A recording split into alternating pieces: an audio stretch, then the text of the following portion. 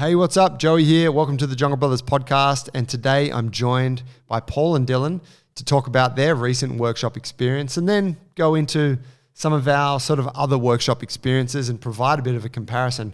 This is off the back of the guys attending an event that was hosted here at the gym, not by us, but by an outside group. And it was a 5-day workshop. They came away from it not feeling completely satisfied. So I actually hadn't had a chance to catch up with them since the event. And so today was a chance to do that. They do critique it, and there was a bit that, like I said, they walked away from that they weren't super happy about. And I guess that we try to compare that with maybe more favorable workshop or seminar experiences that we've had and just kind of identify what it is that makes an event like that special and impactful. So please enjoy the chat. I got to apologize. I fucked up on the technical front. I didn't hit record at the very beginning of the conversation. So we pick this up a couple of minutes in. However, I do expose myself to the guys and tell them how bad I fucked up. So, you know, we catch up, we make up for this grave mistake.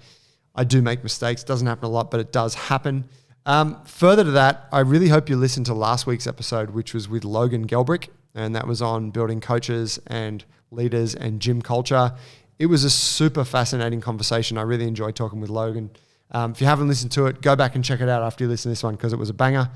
Hope you guys enjoy this chat on workshops. See you on the inside.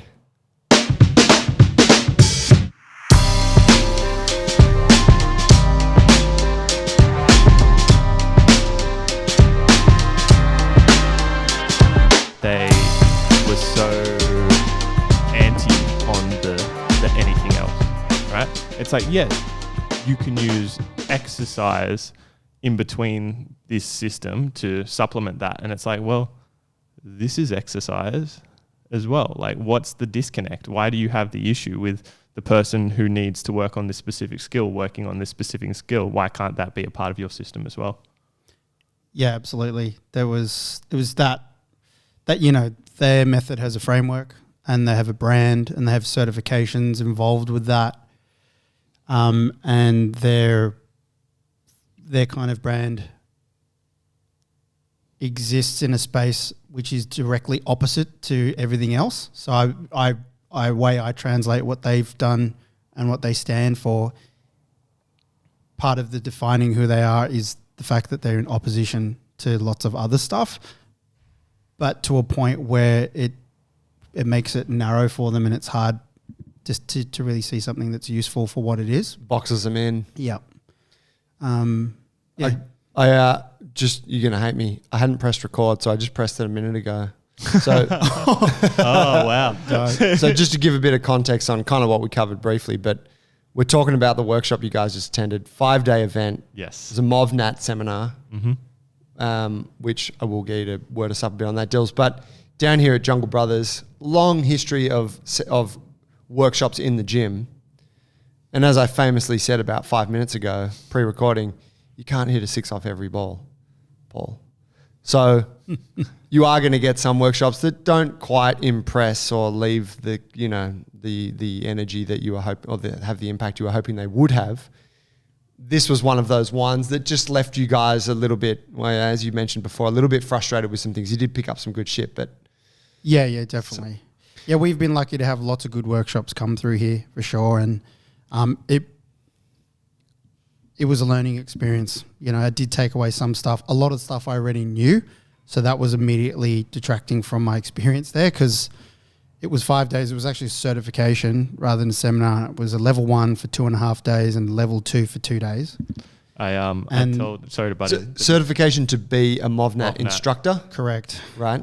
So, yeah, it was a bit slow for me. Yeah, same sort of deal. And I was talking to someone about it and they said anything that has a level attached to it in the industry of fitness and everything is usually bullshit, right? Because it's like if you're a level 1 or a level 2 and it's not just a workshop, it's like you're going for a certification, like your TRX certification, your this level coaching, it's bullshit. You're not going to learn as much as you would if you're just going to learn about a concept from a person.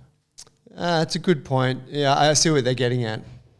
It's kind of like they've bundled it out so that it's like, well, here's where you would start, and then the next course is this. And yeah. I mean, I watched you guys do a lot of the stuff there, and I could see you were doing things that were so like so within your capacity. It wasn't testing you guys at all. And Testing my motherfucking patience. I will never get the image of the eyes you made towards JT midway through day 3. I think it was the what did you say? It was the Get out eyes. The blank stare with the smile that's Screaming screaming on silent the screams inside my pupils. I will always remember that for the rest of my life. it's I think that I guess when you're trying to prep coaches, you have to be covering some very basic stuff. But I do also think that you should be able to accommodate for people who have that capacity, like to be able to scale up the content relevant to individuals like yourself. I definitely think, and this was the one feedback that I thought I should give to him on his form, but I'll just send him to link to this podcast. And this is going towards, because we're going to talk about workshops, actually running one and stuff, because he could have, we introduced ourselves. It was so mechanical, dude. It was like, okay, we're going to go around, and it was quite a good drill, is you get to know the person next to you while doing this movement drill with them where you've got fingers touching. Anyway, and then at the end, the other person has to introduce you and what you're all about. And then we did a breathing drill after that, because you got to start with breathing. But it was like he was delivering a curriculum. So it was really mechanical. Like ticking boxes. He was literally ticking off a list. Yeah. And, I think so getting to know us was something where he fell short, because one thing that I've done really good workshops with that I learned is to ask everyone what they're hoping to get out of this weekend. Hey, what are you guys here for? And that's part of your introduction. That helps him run it. That helps him know me, the level that I'm on and what I'm trying to expect. Do you know what I mean? Brings the expectations closer. And I thought about that on day 3. I was like, that's what he failed to ask us, because we're coaches and these guys, anyway, that. You were not, you guys aren't general population. No, but if he did that, it would have been really powerful for how because we had to get to know each other via all the days. And I was like letting him know who I was at very specific times. Verbally, or are you just like flexing with some... I was just flexing. A little handstand or some shit? No. Verbally. Just like... Verbally flexing. On issues that it was like, I'll hold my tongue, but it's like, I can't actually let that one go. Tell us, Dills, what was Paul? Because this is not like Paul. Oh, it was... Paul is a lovely man, for those who haven't met him. But there was clear frustrations, and he was quite verbal with most of the frustrations. Maybe not so much by the day 4 or 5. And I think that's where we sort of did a shift, because I was overly frustrated by that stage, and he'd sort of fallen into the acceptance stage of things. But don't slow it down. He's like, just get it done. Let's put it this way. The bulk of the discussions that happened in that whole 5 days was either me or Paul giving feedback. Right. And then every now and again, someone else jumping with a tidbit. And was it received well? Most of the time. Politicians' answers, basically. Right. Yeah, not really by the manual. Addressing it really directly. by the manual. It wasn't like carefully treading. Yeah, that's a good point. It wasn't a no, you're wrong, or yeah, that's a good point. It was like, this also is applicable sort of thing. Yeah, everything has a context. Yeah. What were some of the main critiques there for you guys? Like, looking at it from the methodology perspective, and I mentioned this to Paul. I think like the way the testing was done was just too formalized, and the coaching of the movements was too formalized. Well, not to mention the parameters as well. And you made a good point on this, but I'll finish this one before we go on to the next point. When we did the tests, it was like, it's move natural, right? Like that is their concept. It's like, okay, you have to do this very specific movement to get from A to B. And I'm like, but I can also get from A to B doing this, which is easier and more natural for me to do. Why do I have to do it this way, right? As an example, hey, can you get to the top of this bar doing this swing up? And I'm like, yeah, I can do that. But for me, who's a bit stronger and has a bit more experience, I would just do a bar muscle up. Or I would climb the side of the rail and be on top of why can't I do all these other methods that are just as simple to me? Why does it have to be this specific option? If I was in nature and I was running from a predator, this isn't the way I'd do it. You would do it, yeah, in the way that's efficient for you. Yeah. So, yeah. And so they're like, nah, you do it the way we said. Well, you're tested on that specific method. Yeah. And I get you've got to meet the requirements, but to me, the testing should be more like, okay, here is the boundaries of the test. Because exercise to me is learning how to survive under specific rules, right? Like you've got rules that you're putting in place for yourself, that's fine. The rules should be get from point A to point B efficiently and tidily and safely. However you do it, that's fine as long as it meets efficiency, tidiness, safety. Yeah, in a way that's repeatable, controlled. Yeah. Or I guess as a counter to that, they could say, no, like we just like there's 16 different ways for you to achieve this task, and we want to teach you all 16, and they're the exercises we choose to work with, and training in these exercises will make you strong and capable. But then that is going away from the idea of moving naturally. Exactly. If they said that, I'd have no issue with it. Yeah, now you're starting to categorize exercises. Paulie, please. There was just lots of contradictions throughout the whole thing, riddled throughout it. It's a real shame because it turned a lot of natural movements rigid, and also it was also the delivery of the coaching and stuff. Like, I think that if you look deeper into the Manuel and Erwan's book, and he's a charismatic figure, there's probably a lot more good stuff in there, principles-wise. But we were like, scrap the principles, do it exactly how I do it. Which sucked, and I was trying to offer some of those principles, because when you know the principles, then however you do it that's natural, that adheres to those principles of physics, it's going to be efficient for you. And I think it was not enough principle-based stuff, especially for that natural movement stuff, because it's natural and everyone's shaped differently. It's much better to be talking about those principles and then let people apply it differently. And the testing criteria failed in that greatly, because just the way that it's set up, it's like, do this exact movement instead of doing what they actually say that they do, which is task-based. It should be like, take this heavy weight from this level of our gym on this box, it's about chest height, carry it upstairs and across this beam and come back. And that should have been more of the test. And whereas they were just like, lift the ball up and down, balance across this beam this way.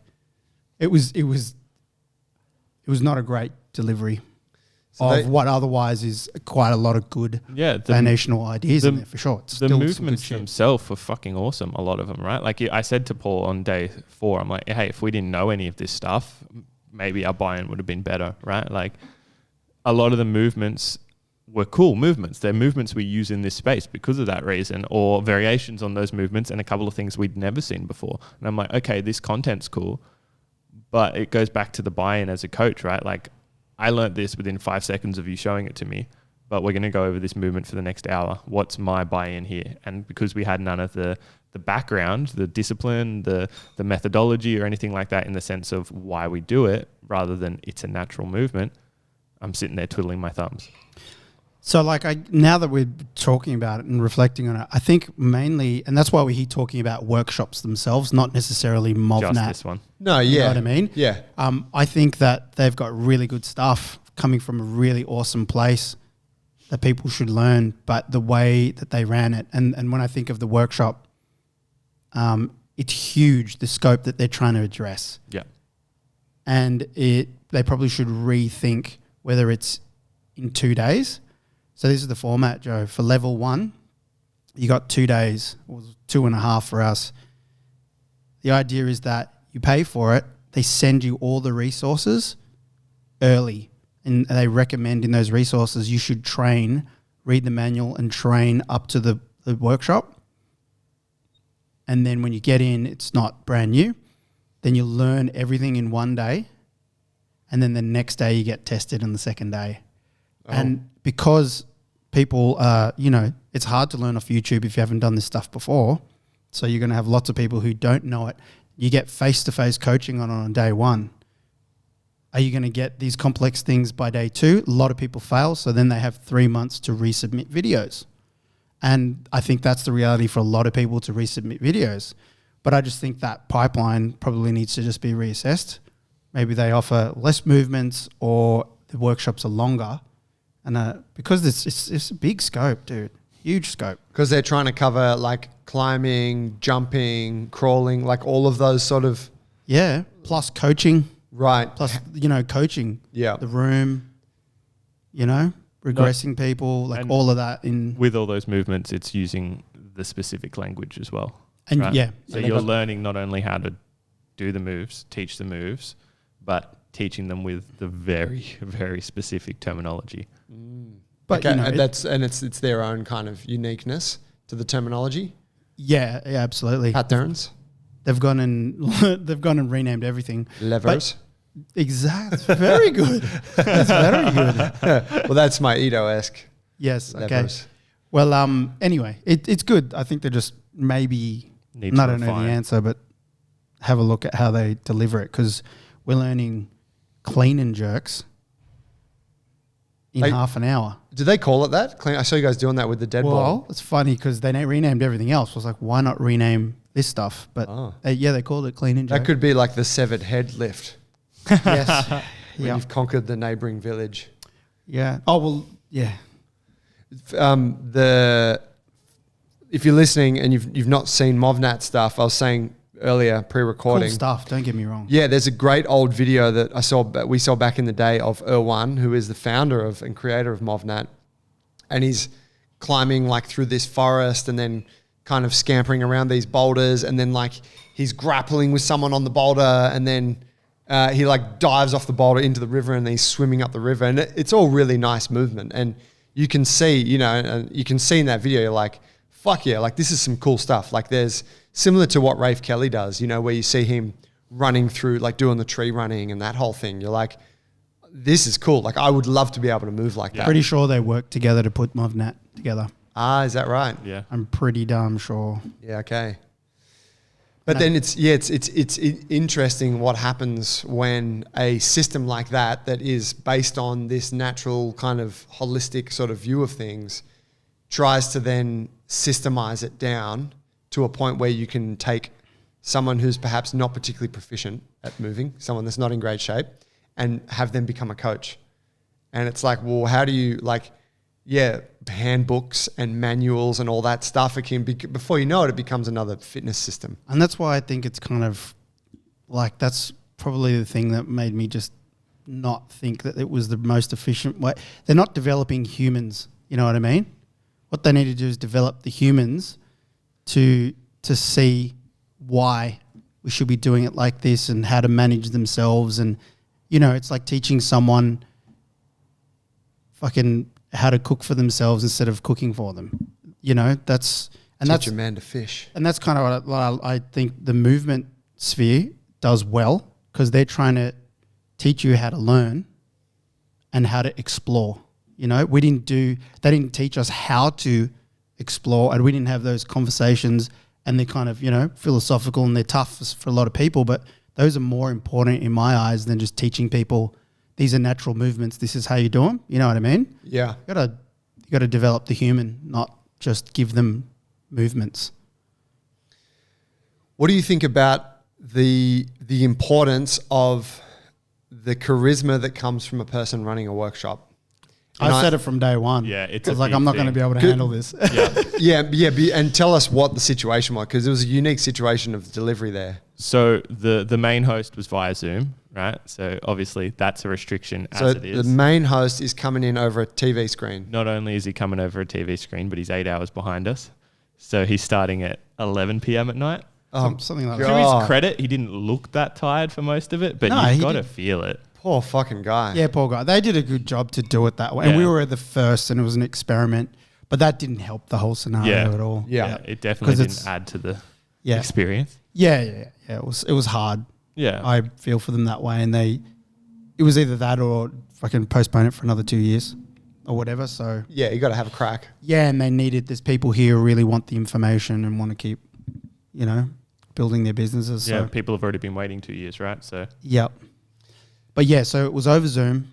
So that meant that, it's us on a screen, and you just couldn't get a real flow on. you know, in the same way you're in the same room as someone when you're working with them. Well, I think that a big part of this, because I think you'll have the same point here. The most enjoyable part for me of the whole thing was when we went outside, when we got to go outside and actually put the theory into play, right? We got outside, we played around for a bit. And I feel like because it was via Zoom, obviously, that was a big bit of the capacity that we missed. So maybe if we had that live element and we got to play outside more and do that sort of stuff, that could have changed the whole experience. Totally. And I think that they should probably not try. Because Jack could have done the whole thing, in my opinion. Yeah, it's because he's not level 3. Is that what it is? Yeah. Okay. Level 3. Yeah, we come back to those Once levels. you get to level 3, though. Yes. Yeah. So, you know, Natural I feel, movement. you know, in his defense, it's hard to do that like that because you can't read the room, don't know the energy, you're not on the same wavelength. Yeah. You're just like punching out a curriculum. Yeah. So I was compassionate to that.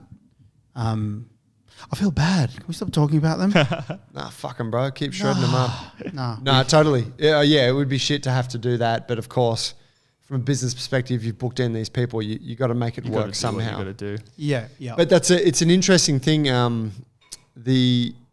Because you think, well, the people want to learn, and we have this curriculum, and I've sent through the manual and the things that the prerequisite learning that I want them to do. Mm-hmm. So we just need to deliver this information, and they're good. That's what I was thinking in my head. And it's kind of it's discounting how important charisma and energy is in a person that is leading an experience like that. Yeah. Good counterpoint is like on that point, sorry, not counterpoint.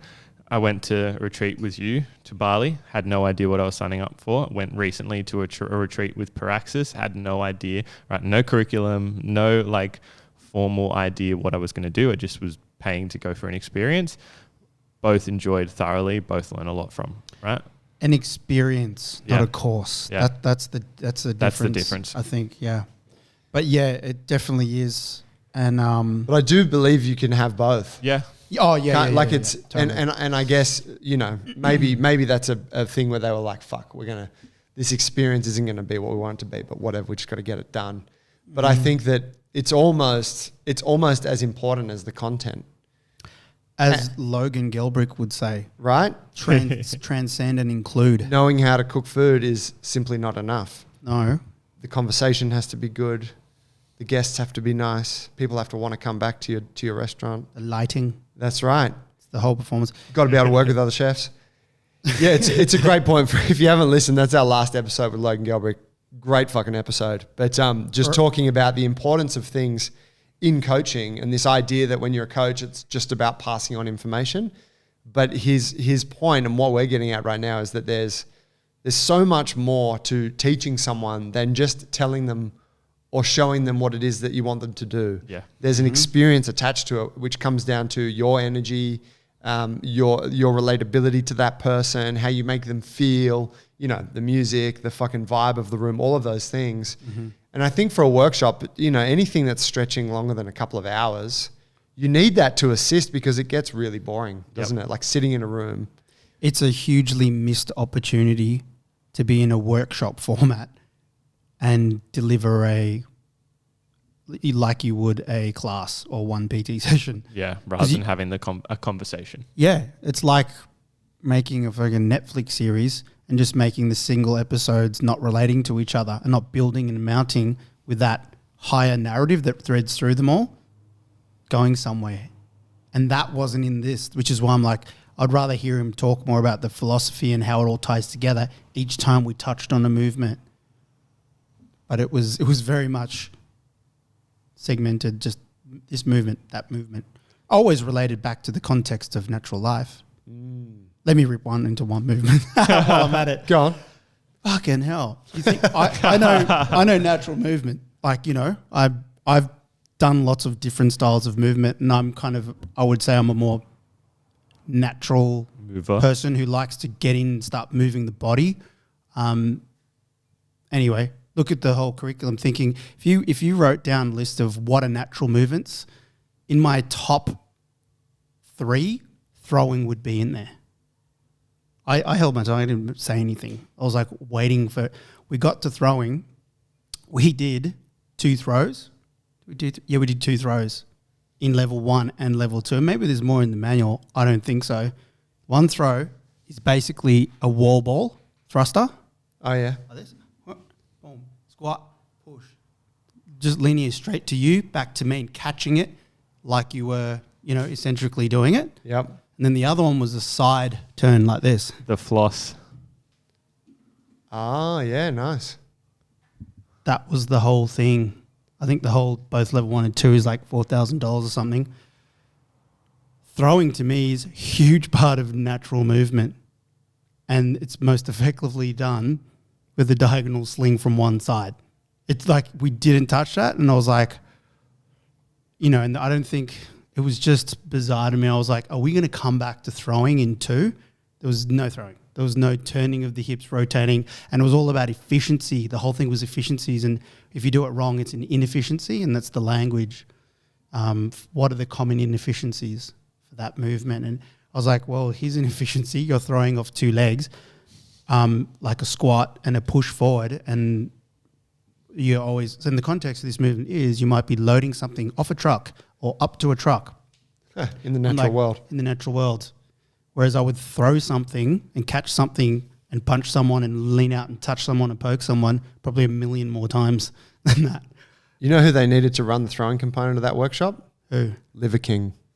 Seen that motherfucker throw a spear? You know what's fucking No. hilarious? Oh, it's stiff. It's really stiff. It's so stiff. Yeah. It's fucking wild. But But he's throwing. He's at least, yeah. That is At least it's literally part of his it's a bit practice. of contralateral movement. I don't understand why there was no throwing, and the combative elements we didn't really touch on, and that's basically because they haven't evolved since when T did it 7 years ago or something. Yeah. I don't know why they haven't continued to add to the movements, because how could you ignore for 7 years that there's no throwing? There should be some sort of striking, throwing movement inside of that in the last 7 years since he did it. There's just no additional piece to that. It's like he made the money and then just decided to stop the product. If folks are searching for relevance there, the action of throwing a punch and throwing an object like a ball or a spear or a rock or whatever are the same movements, this contralateral thing that's working across the body. And it's largely thought that it was a huge part of, because it was such a necessity for our species coming out of the jungles and into was it into the plains, where it was more open ground? Yeah. Where we had to learn to throw things because that was our defense against land predators. Yep. Mm-hmm. So that's why we have such a good capacity for it. Yeah. It's why we developed good eyesight as well. Is that right? Yeah, that and snakes. Yeah, okay. Right, so we can see them and so we can differentiate. Chuck rocks at those motherfuckers. We can also anticipate, I think, in a way that other animals can't. Yeah, with our You depth can perception. So you can anticipate where that target's going to be. So that's, Fuck, see, Bro, this is the no conversation. effect when This you're a is the sniper. conversation that should have been had. but I got to a point where I was like, if I do this, if I mentioned that particular thing, that would have Here's another half an completely hour. undermined what Perry was doing. And I was like, this is actually going a bit too, Too far. but seriously, literally, this is it, Joe. We did this. Which is like a wall ball, but you're not even throwing it up. did You're just throwing it forward and the swing. But in a super mechanical way. And so to give a bit of context on that then, so you did those 2 throws, which are whatever, I don't know if you ever use them. But what were the other natural movements? Where did you spend more time on?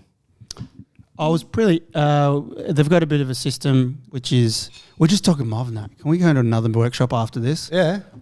I feel bad. The system. The system. Paulie's dueling identities. He's the nice I'm a good guy. and then needs to fucking speak the truth about this shit. They kind of they have this tree diagram. Tree's cool. Which represents their system and how they see things, and it all starts from the floor and learning how to get up from the floor. Okay. Also, locomotive patterns from that, getting up from the floor, whether with load or without. Yeah. Moving on the floor, and then it goes into locomotion and gait, and standing, and Lifting. inside of that area is lifting, and there's balance in there, and then you go further up the tree to skills like climbing, Swinging. jumping, swinging. Okay, it's That cool. type of The thing. concepts are fine. Yeah. Those concepts are good. We use similar concepts, right? It was nothing to do with the concepts of the movements. It was just everything else. Understand. Yeah. So go share. Funny to Go get it, kids. well, probably we should compare it to like MovNat. It's a thing. Maybe if you're listening, maybe you've not heard of it, but you've got a bit of a picture about what it is now. You can look at then something like Animal Flow, which is, you know, a different system, different method, and sees animal movements. And then you can look at something like Ido Portal, like movement kind of piece. And I think oftentimes people like see them all as the same thing. Yeah. And it's all like, oh, that's, you know, that's like, yeah, I've seen, like, if they see Animal Flow go on, they're like, that's Ido Portal. I know that shit. I think I met you know, like every time I meet a CrossFitter that maybe has heard of our gym, they're like, oh, you guys do Animal Flow, right? And you're like, nah. But it's kind of lumped into one. But the emphasis of all these, of those three things is very different versus, again, CrossFit and whatnot. But these things all have roots in the same, in many ways, of trying to find a way to unlock whatever it is that our bodies are supposed to be able to do. Yeah. Yeah, part of like the bit, part of it that I think they got wrong is like they make people see that MovNat is a whole system, and that's pretty much all you need. All the regressions are within the skill acquisition journey, and it's a whole system. Whereas, I don't know Animal Flow very well, but it's ground-based movement. I don't see them doing anything else. And I can clearly see that as a tool or a part of a movement practice overall. And then I started thinking to myself, when I was holding my tongue, I was like, oh, fuck, if you just see it like one feather in your cap, it's like, oh, I can do all those, and I do all this other stuff too, then it's like, that's fine. Yeah. But the way that they're presenting is that this is all you have to do. At least at the beginning. I think It's everything. after listening Never go to anywhere us else. for a little while, Yeah. they started to say a bit more like, oh no, there is this thing that you can do on the side as well, as we brought the discussion that way. Yeah. Yeah, they did. Talk to me about some of the more positive workshop experiences you've had, gents. What did you guys do at the Praxis thing? You know, we did a lot of the similar drills, all right? But it comes down to delivery. Yep. So Tom, Soshi, very, very confident people, very good at presenting, very good at explaining concepts. We did breathing, we did crawling, we did swinging of arms, we did jumping, we did throwing, all that sort of stuff. But it was all about the delivery and explaining a concept and giving meaning and the build up on it and the conversations outside of it as well, which was what made it so different to me. What would, like, say you work in similar movements, getting up off the floor, how would they have made that more interesting at the Praxis event versus the MovNat piece? Like, what are the actual mechanical things that they're doing in that situation? Rather than, okay, we're going to play on this particular movement and they show us a movement, get us to do the movement. Tom will start doing a movement. He'll just start doing it and he'll be like, all right, follow along, guys. Let's do this. And all of a sudden we're all crawling on the floor. Maybe it doesn't look perfect. Maybe it doesn't like look the exact same Tom's doing, but we're all doing this movement. And then all of a sudden maybe he gives individuals or someone else in the course gives someone a couple of different cues, right? And you're still doing the movement. And then he adds the next step. We're all doing it together. There's music playing. It's really like this big community thing. Everyone's like focused on just moving because everyone's moving. No one cares if they look silly. No one cares what's going on. There's good tunes pumping. The energy is high. We add another piece. All of a sudden we're going from a crawl, we're standing up. All right. From standing up, we're doing this arm swing. And they just keep adding and adding while keeping the energy high and not necessarily saying, no, you're doing that wrong. That's inefficient. If there is something wrong, okay, that's fine. We can address that. Maybe we don't get it today. All right. I think that was the big difference. I wasn't there, but I can see I have been in, similar circumstances and workshops, and the Fighting Monkey one comes to mind. And, in those moments where they're adding pieces, someone who's, and maybe probably they were similar, they're really like adding something and asking you a question with what they add. So they're not asking you, is your knee at a certain angle, but they're asking you, if they pick the right movement, it might take your base away and make it narrower, which is going to amplify the need to do something else. So they're like asking a question when they add to you. And in that kind of way, and that's, very much as Intuitive Joseph did it. learning. you're learning how to solve the problem while it's there, and it's going to stay with you a lot better in that way. And anyway, I thought I'd just add that. Yeah, you're 100% right. It's very intuitive learning like that, right? Because as you change your pattern, your body adapts. And if it doesn't, then you fall over. Because there's everyone's got it somewhere underneath, but usually we've got shit that's in the way of us learning it. So they're trying to like fucking provide a space where you can work out those puzzles without distraction. Workshops like, hey, we're going to go away from normal learning scenarios and work and maybe go away on a retreat. And we're like here in a space to come and learn. Yeah, for me, it's all about formal versus informal, right? Like the formal spaces have their place sometimes, and sometimes certain things can only be learnt formally, right? To me, and I think to most people, movement isn't one of those things. It is so hard for me to wrap my brain around a movement if I'm sitting in dead silence with no one around me. I learn better in a group experience where I'm learning with others. I've got while you're moving, going. While you're trying There's rhythm. There's trying. I'm learning with others. We're all trying the same thing. It's just easier to get the thing, and it's the community aspect of it that drew me to movement in the first place. So I don't want to lose that. What about though, just to challenge that, when you're training by yourself and you're working on your online program and it's maybe something new there? How does that differ? That's a good question. Well, I would say, because I've watched you doing it, it's fucking hard and it doesn't work every day. Yeah. That's why you come to me and say, do you want to do my Ben Arm session? Because it sucks. Yeah. And he tries to recruit people all the time when he has a bad work. So I don't like training by myself. I will always try and train with someone, even if it's only I'm training completely different movements, but I've got someone there to give me feedback next to me. Yeah. I think that's the way we structured our whole gym, right? Like it's group classes, it's 2 people to a pairing, you're getting feedback from an individual. This morning I was training by myself, but Az was training by himself next to me, right? So neither of us are actually training by ourselves. Yeah. And there is times where I've just got to get the work done, right?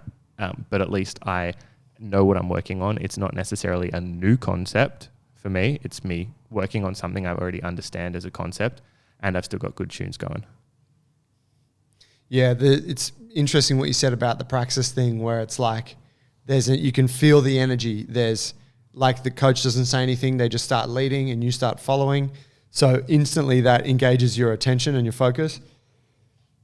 Classic movement play, and then the music comes on and that just adds this, it just turns, pushes up a couple of gears. You're like, oh shit, it's on now. And then here's a new layer. Shit, they still haven't said anything.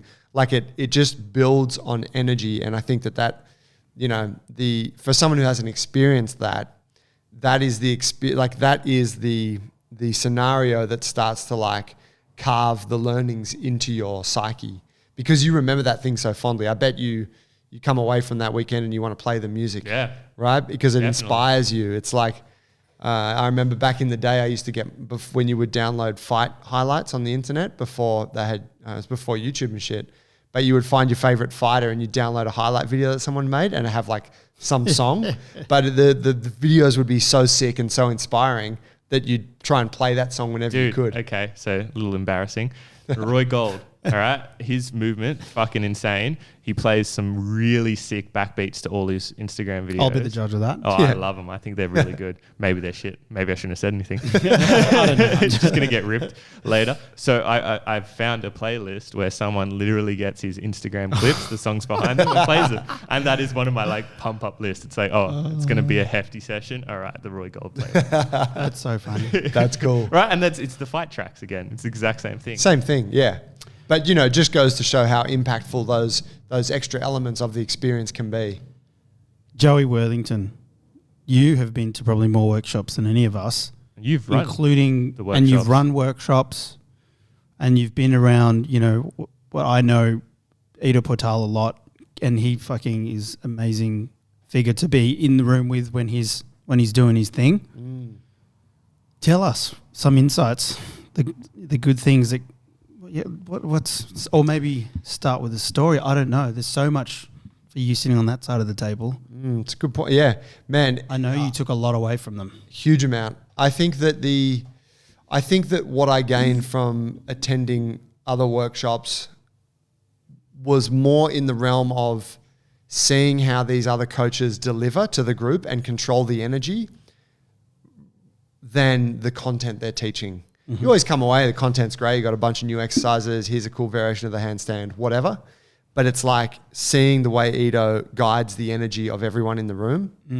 That is the most valuable I've always found. I can identify, like I came back from the first movement camp and then I started doing this in my classes at Jungle. But like I would just steal things, you know, and they work really well. I think Ido is the godfather of that. And I think that in a way that Tony Robbins is highly, you know, he is the godfather of self-development. And if you've ever watched the doco, I'm Not Your Guru, you see Tony Robbins, you see what he's like in his seminars. It's the same shit. It is so engrossing, the experience and the charisma that's coming from this one person, that it just makes you fall in love with that whole thing, that whole shit, whatever it is. That's I'm right. fucking in. I want to give everything to it right now. I'm here. Tony, Ido, you know? And you come away from it, and, you know, the classic criticism of Tony Robbins stuff is that you come away super inspired and then a week later you've forgotten all about it. Like you haven't started your 7-figure business and whatever. So, you know, it speaks to just the moment being so special. And Ido really creates that at, you know, movement camps or all his workshops. I've done so many. I think that if I look at the pivotal moment for me in my coaching career was when I attended my first 2 workshops with Ido that were back to back. It was 4 days. It was a movement X followed by upper body strength. And I was just like, I was fucking sold. And he played me like a fucking guitar on that event. And I'll tell you what he did. And this was huge for me as an individual. So we did we did Movement X, and it was, which is the movement experience. And it's, you know, 2 days of just exploring all of these different elements of movement. And, you know, going back to what we're saying about having a system and a curriculum versus just a bunch of shit that you want to look at and expose people to, Ido's is very much the latter. It's just like, there's no reason for doing any of this. Like, we're going to be looking at, like, you know, mobility is a part of it, hand-eye coordination, spinal control, whatever, but we're just doing it because we're doing it. And I think a lot of people read more into it. It's like, oh man, you know, got to master my spine. I went, no, you're just moving for the sake of moving and exploring a capacity because you can. But we did this whole thing, and then on the second day, the end of that event, we started doing the locomotion, and the locomotion stepped up, and it started with some like the dragon squat, like some simple lower body kind of locomotion, and then it got to the lizard crawl. And at that time, like, you hadn't seen a lot of lizard crawl in the way that Ido does it. So once he started the lizard crawl, in the same way that when you guys do the lizard crawl now for a class, and everyone in the class goes, oh wow, look at that, so cool. Like, you know, it's you know, people see it, they're quite blown away by it. That was what we were saying. You know, Ido's doing, oh my God, fucking look at it, it looks like a real lizard. And we start doing it, and he's walking through the group, right? And it's the same shit. He's like, follow me, I'm not gonna tell you how to do it, just follow for a bit, and, you know, intentionally not giving information. And then the music goes on, same shit, right, that you experienced with Tom. And so the energy's built up in this huge way, and everyone's working real hard. And I remember I'm doing the lizard crawl, and I'd been working on it because I've been watching his videos, practicing the shit, and I was doing it pretty well. And he came past, and he looked at me, and he acknowledged it somehow. He said something along the lines of like, this is what you wanted, or this is the thing, huh? Or something like that. And I was like, you know, I looked up and smiled. I was like, absolutely, you know, like, I'm loving this. And he could see that I was loving it. And so then we finished the lizard crawl, and then he broke into this other presentation that was about how we apply these movement skills to someone that wants to be a better fighter or a better grappler or whatever. And then he grabbed me from the group and he said, do the lizard crawl from here to here, do the dragon step from here to here, and then straddle rope climb this rope. 5 rounds, let's go. And everyone, like, in the room stopped, and I had to do this thing, and I started, so I'm doing it, right? And it's like a Metcon, crawling, low gate shit, climbing this, you know, and he's like demanding better performance, like, straddle your legs wider, like, you know, get lower here, like, you know, trying to get the best performance from me. And I did a round, and then he was like, you know, referred to how fucking awesome was that, and then everyone applauded. And I was like top of the mountain at that time. I was like, oh my God, like, you know what I mean? It's like Tony Robbins just got me up on stage, you know? But what it did was it just cemented my commitment to whatever he was selling that day, which, you know, speaks to, again, that idea of like the experience becomes so valuable. So yeah, I love that shit. I'm all about it, and I think that that's just it's so easy, and you see this a lot in the movement world. But it's so easy to think that it's the content, it's the information that people want, and you see these vanilla movement coaches who have no personality, no attempt at bringing energy to the room, running it like a church group. It's super quiet in there, working on the handstand alignment, you know, and you're like, where's all that other shit? Like, it's not just the drills. Personality? Yeah, personality. You know, like a bit of flair. Like Ito's he's full of flair, right? Yeah. You know, he's loud. He's got opinions. Yeah, absolutely. He's lived a life. It's not, oh yeah, you do what you want to do. This could be right or wrong. It's like, no, my way is the way. Even if that, like, it's an opinion, right? And he stands by his opinion. Something that he does very strategically, he will destroy certain people in the group. You know, which just drives huge engagement from everybody else. You know, it's almost, you know, someone only when they ask a question that's stupid or whatever, but he will completely like just break them down, criticize. Like, your question is ridiculous, you know, quit it with that shit. And everyone's like, oh my God, like, but it's all, whether or not he designed it that way, but it's all very intentional towards driving focus and energy of everybody there. I remember he, when I did the Corset in Newcastle, Corset, something like that, that was the name of the course, he broke us all down several times, or really just separated, you know, the movers from the non-movers to make a point. It was a good way of making a point, where it was like, you know, one was like squatting, we're all squatting down. He's making a point, and he's very good at going off track and making a point. And he'd come over here, look at this, everyone do this. So he's experienced enough to do that. So it was like you're squatting. At that time, I had a terrible squat, passive squat, wrestling squat, trying my best not to stand up and shake my legs out, but I had to with all the lower grade people. But one really funny one was, and I can't remember, and I think back now, and I'm probably fabricating, it was probably to do with upper body strength, and he got everyone in the room to stand and hinge over and perform kind of I don't know what you call it, angels, you know, handcuff position, YTM back to the back here, and then back open again. Yeah. And he was making a point, and everyone, and he counted it, just walked the room. I think it was like 50 reps.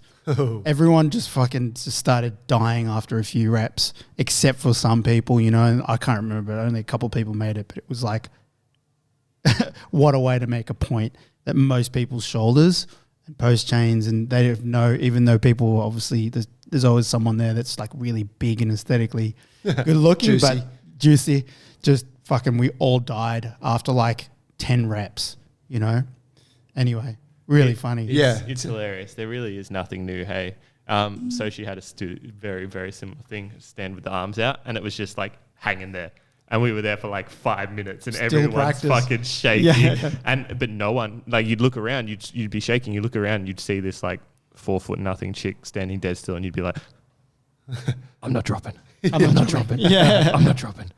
Anyway, yeah, it's fucking interesting. It's so like, it's just the same concept, but delivered differently. Well, yeah, and I think that the people that are successful with it, the coaches, you know, of our time now, you know, Soishi, Tom, they're the people that have had those experiences and then been able to embody that same thing. Maybe they change it a little bit. Their own flair. Yeah, but they can take that and apply it, you know. And yeah, I think it's that's good. It shows complete kind of observation of what's happening here.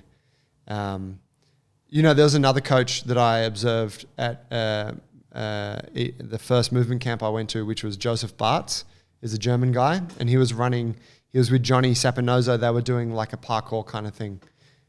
Actually, no, sorry. Yeah, so it was parkour and sprinting. They were the two elements that they were looking at during the camp. But Joseph was a real staunch presenter. I really liked how he presented, and I noticed that he would talk to the group like you're a pack of idiots. He would talk very slowly to the group, a little bit patronizing. Does everyone understand? In a way that was like, it was patronizing, but it was also quite direct. And then he would come around, and as an individual, he would talk to you. He was super cool.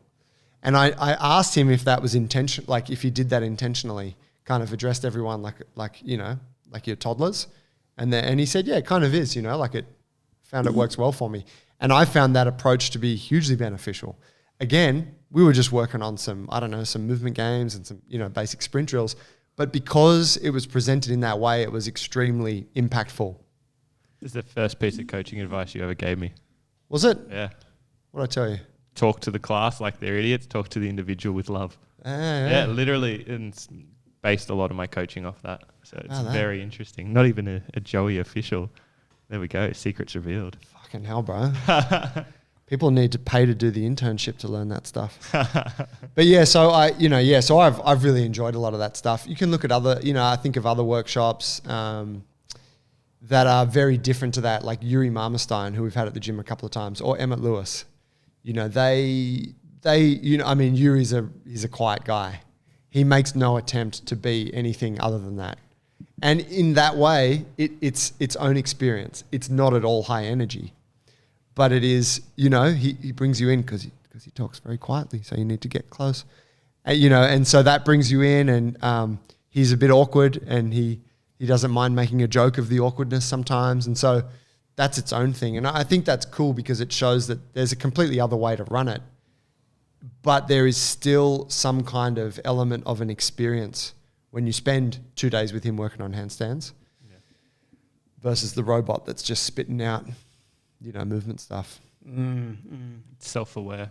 I rolled jiu-jitsu with your boy Roy Gold. Oh, really? Yeah, at the second movement camp. Any good? Fucking hell, bro. I was a brown belt at the time. I wasn't training, but I was a brown belt. And I think it was his first time fucking with it. And I can't remember what the instruction was on the drill, but I think it was outside of the drill. And it was like, he was like, hey, can we play a little bit? Because we're in the same group.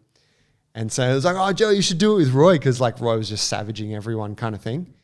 Not like with submissions, but he was just, he's just such a dominant, big physical guy. And all I remember is I put him in my X guard and I just fucking held on for dear life. And he was like a wild stallion. He was just bucking so fast and hard and thrashing around. And I'm just attached like I've got his leg here and then my other legs are just pinching his other leg. And I'm just holding on underneath. And after about like 2 minutes of this ferocity, he tired out. And then I just crawled onto his back. and then we both had a laugh. And he was gassed and he's like, oh man, like I think he said like, I've never felt that vulnerable before. Like I've never had someone, like get on my back and I can't get them off and I'm fatigued and, That's in that. Cool. Yeah, but it was very cool. But it was just funny because he's exactly what you would imagine him to be like. Yep. The guy's a fucking gorilla of a human. Impressive. Yeah. Yeah, very much so. But yeah, so I don't know. I mean, what's your thoughts on that? Having done Edo workshop and stuff, do you see, what do you see as important elements when someone's coaching a workshop? I'm trying to think beyond the scope of, our personal experiences just on workshops in general. And when we're talking workshops, we are talking about exercise workshops or movement workshops, really.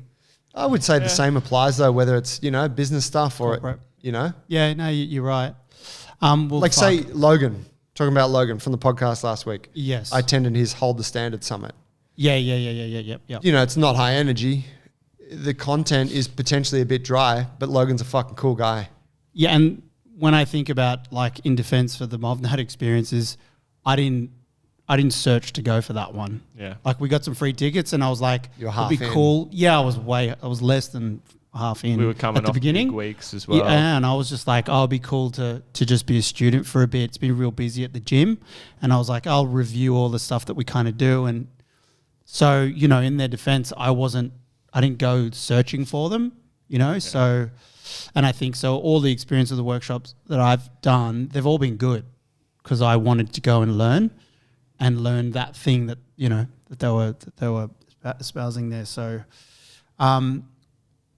yeah, but I think of the Fighting Monkey one, and I've often said that was the best experience I've had overall.